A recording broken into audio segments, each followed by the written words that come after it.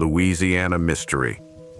I am a police detective investigating a girl's murder in a rural Louisiana town. The town has some strange rules to follow. The girl was 17 years old when they found her, laid out like a broken offering on the edge of the swamp.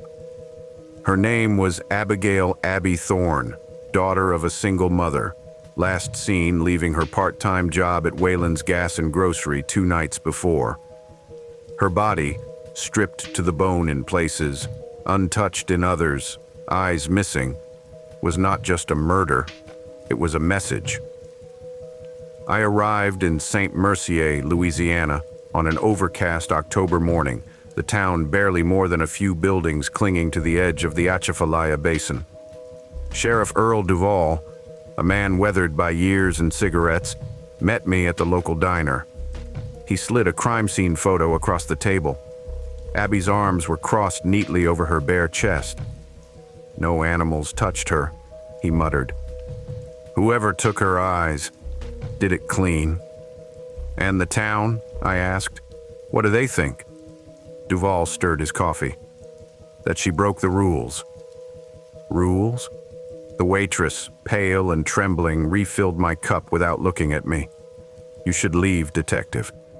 St. Mercier don't take kindly to questions." Something was wrong here. The road to the crime scene was barely a road at all, dirt and gravel winding through dense cypress. The clearing where they found Abby was eerily still. No footprints, no drag marks, just like she had been placed there. Duvall handed me an old, stained paper, The Laws of St. Mercier. If you find a door in the woods, do not open it. No one builds doors without walls. Never bring back anything taken from the water. Some things are meant to stay drowned. If you hear your name whispered from the cane fields, do not answer. It is not calling you, it is remembering you.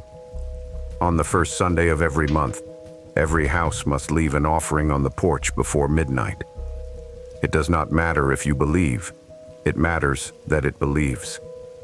If you wake up to the sound of someone moving in your home, do not search for them. They have already seen you. The missing do not return. If you see them again, they are not yours anymore. Beyond the trees, something caught my eye. Half buried in the dirt, a door, old, wooden, covered in strange carvings. No handle. It didn't belong here. I looked at Duvall. Did she open it? His silence was my answer. Back in town, I found Katie, a co-worker of Abby's, red-eyed, nervous. "She was scared," she whispered. "Said she found something near the cane fields." The door. Katie flinched. She started having dreams. Woke up with dirt in her bed, under her nails, in her mouth. That night, I stayed at the town's lone motel, locked the door, slept with my gun within reach. I woke up choking on dirt. My heart pounded. My mouth was dry, the taste of soil thick on my tongue. I turned to the door, a black handprint smeared across the wood. 4 long fingers. Too long. At dawn, I confronted Duvall. He didn't look surprised. "You think this is the first time?" "How many?" His jaw tightened, more than I care to count. They wanted me gone. Locals waited outside the station watching, silent, unmoving. But I had to see for myself. I drove back to the clearing, alone. The door was still there, but this time, the ground was disturbed. A trail of deep, uneven footprints led from the door into the cane field. A noise behind me. I turned. The stalks shifted. Something stood at the edge of the cane, tall, thin, wrong. It didn't move like a person. My breath hitched. My legs refused to work. Then it crouched, its limbs folding like a puppet with cut strings. Fingers dragged through the dirt toward the door. A gunshot rang out. Duvall. "Move, goddammit!" he shouted. I ran. The thing didn't follow. The last thing I saw was its hand resting on the door, like it was waiting. I left St. Mercier at dawn.